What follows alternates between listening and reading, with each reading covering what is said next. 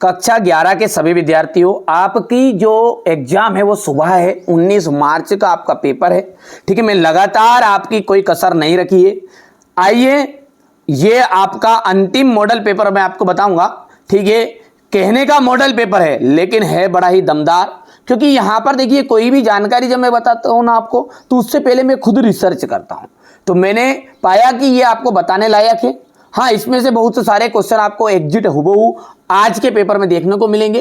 तो चलिए, महत्वपूर्ण मॉडल पेपर से संग्रहित क्वेश्चन को हम अच्छे से सोल्व कर लेते हैं।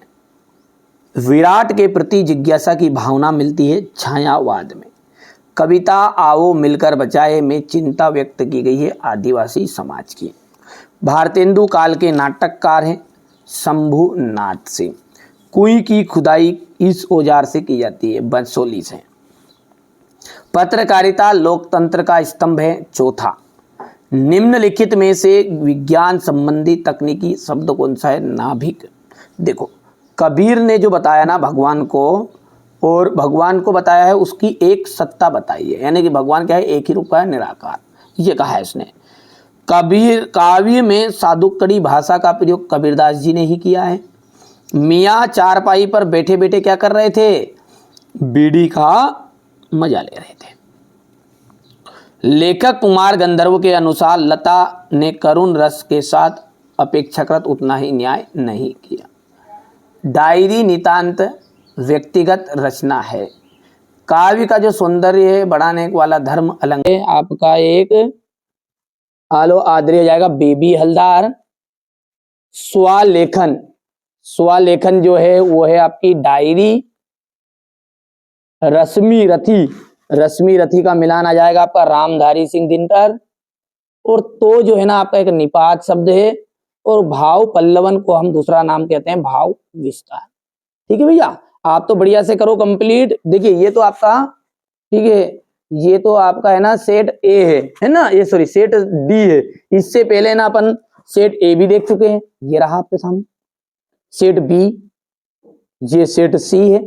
ठीक है, आप तो बढ़िया से कंप्लीट करो, कोई दिक्कत नहीं है। अब की बार 90 पार हमारा मिशन चल रहा है। यदि वास्तव में जिन बच्चों को चाहिए ना वो तो पढ़ेंगे, और जिनको केवल पास होना तो 2 सेट कर लो आगे के, जिनको 80-90% बनानी 4 सेट कर लेना है ना। चलिए आगे बढ़ते हैं। अब क्या है आपका, एक वाक्य में उत्तर है। रीतिकाल को अन्य नाम दिया गया।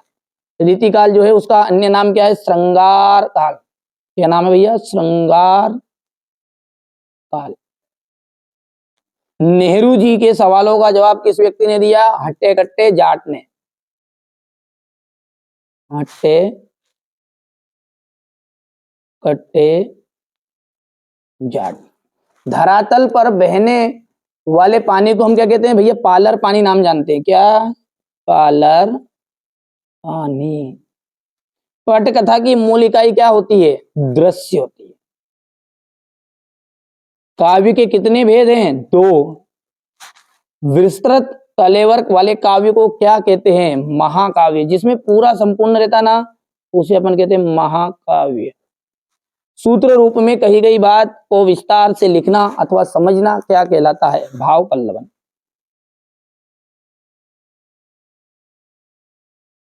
हो गया। सत्य सत्य की बात करें ना तो देखिए आप तो यहां से देखिएगा, पहला आपका सत्य रहेगा, दूसरा सत्य है, तीसरा भी राइट रहेगा आपका। यहां पर हम बात करें तो पूरे ही आपके सत्य रहने वाले हैं, क्योंकि अपन पूरा सॉल्यूशन देखेंगे, थोड़ा समय ज्यादा ना हो इसलिए थोड़ा सा उसको भी ध्यान में रखना पड़ेगा, है ना। इसको पढ़ लेना आप। यहां से देखिए निर्गुण और धारा और सगुण धारा के में कोई 2 अंतर बताना है। प्रयोगवादी कविता के कोई 2 विशेषता। इस तरह से आपका ये पूरा पेपर रहेगा। चलिए, तो ये तो पेपर मैंने आपको बताऊंगा, साथ में सॉल्यूशन देखते हैं ना अपन। चलिए इन सबको कर लेते हैं साइड में बढ़िया से। यहां से अपना सॉल्यूशन शुरू होगा, है ना। ये है प्रश्न नंबर 6 आपका। निर्गुण धारा और सगुण धारा में कोई 2 अंतर बताइए, अंतर बताना है। देखिए निर्गुण का मतलब क्या होता है, जिसमें भगवान को है ना निराकार रूप में माना गया है, यानी भगवान इसमें अवतार नहीं लेगा दादा, इसमें अवतार लेगा। यहां से आप इस तरह से इसका स्क्रीनशॉट ले लो, क्योंकि 11th क्लास के बच्चे हैं, बिल्कुल याद भी कर सकते, कोई दिक्कत नहीं है ना, कोई समझाने वाली ज्यादा चीजें नहीं है हिंदी में। ये देखिए, इसके बाद में अपना अथवा वाला प्रश्न का स्क्रीनशॉट ले लीजिएगा बढ़िया से। ये आपका क्वेश्चन नंबर जो 7 है वो है, मानव शरीर का निर्माण किन पंचतंत्रों से तत्वों से हुआ है। तो अग्नि, वायु, जल, पृथ्वी, आकाश, ठीक है, यहाँ से अपन इसका अथवा देखते हैं। आप स्क्रीनशॉट ले लो और कंप्लीट कर लो, जो चीजें मैं बता रहा हूँ ना वही परीक्षा में आएगी भैया। ठीक है, धोखा मत खा लेना किसी के कहने में आके कि ये गलत चीज है। भैया देखिए, हाँ रियल पेपर अपन नहीं बता रहे, वो हमको पता है ना, रियल पेपर सामने भी नहीं बताते कभी भी। आप इनको कंप्लीट करो, जिनको वास्तव में नंबर चाहिए, भरोसा रखो, यही चीजें परीक्षा में देखने को मिलेगी। ये कोई बच्चे, ये बच्चे कोई पागल नहीं है, इन्होंने इतनी परसेंटेज बनाई है। जब इनकी परसेंटेज बनी तो आपकी बनी होगी। और 10th क्लास में बहुत सारे बच्चे मेरे से ही पढ़े होंगे, उनकी परसेंट अच्छी बनी होगी। कमेंट करके बता भी देना कोई पढ़ा हो तो, और जिसकी अच्छी परसेंटेज बनी है, ताकि दूसरे व्यक्ति को भरोसा आ जाए। ये देखिए, रेजर पानी किसे कहते हैं। इसके बाद में यहां से अथवा रहेगा, ये तो स्क्रीनशॉट के रूप में लेना पड़ेगा इसको आपको पूरा। ये देखिए, ये क्वेश्चन नंबर 11 है आपका। इसके बाद में ये स्वावृत्त की कोई दो विशेषताएं लिखनी है। क्वेश्चन नंबर जो 12 है, इसमें क्या है आपका, उदाहरण अलंकार। ठीक है, उदाहरण अलंकार की परिभाषा देनी है और उदाहरण भी देना है ना, एग्जाम्पल। शांत रस की परिभाषा देनी है आपको, देख लीजिए। यहाँ पर क्या बच्चों ने देखिए उदाहरण नहीं लिखा, अपने को उदाहरण करना है, कंप्लीट है ना, कहीं से भी लिख लेना आप, है ना। गजल की कुछ विशेषताएं लिखिए, ये गजल की विशेषताएं हो गई है। क्वेश्चन नंबर ये 13 है आपका। इसके बाद में ये इसका अथवा, सॉरी उसका आंसर है, ये अथवा हो गया है। मुहावरे और लोकोक्ति में अंतर बच्चे जानता है, 9th से पढ़ते आए हो, और नहीं भी पढ़ा है तो अभी ले लो स्क्रीनशॉट यहाँ से। ये क्वेश्चन नंबर आपका 14 का अथवा है। 15वें क्वेश्चन में क्या बोल रहा है वो देखो आप, अर्थ के आधार पर वाक्य के कितने प्रकार होते हैं। तो यहाँ पर 8 प्रकार के होते हैं, विधिवाचक, निषेधवाचक, आज्ञावाचक। इस तरह से अपने कितने बन जाएंगे, ये 8 बन जाएंगे। ये देखिएगा इसका अथवा है। अच्छा, अब अगला क्या है, देखिए कबीरदास और त्रिलोचन के काव्यगत विशेषताएं बतानी है, दो रचना बतानी है, भाषा शैली, साहित्य में स्थान। हमारे जो कबीरदास है ना, इनकी जो एमपी बोर्ड में ना ये चीजें नहीं आती, ये आती है यहाँ से रचनाएं। तो ये रचनाएं करो, कोई दिक्कत थोड़ी, ऊपर का क्या करो फालतू करके। ये भाव पक्ष हो गया है। भाव पक्ष के बाद में ये हो गया कला पक्ष, और ये अंत में हो गया साहित्य में स्थान।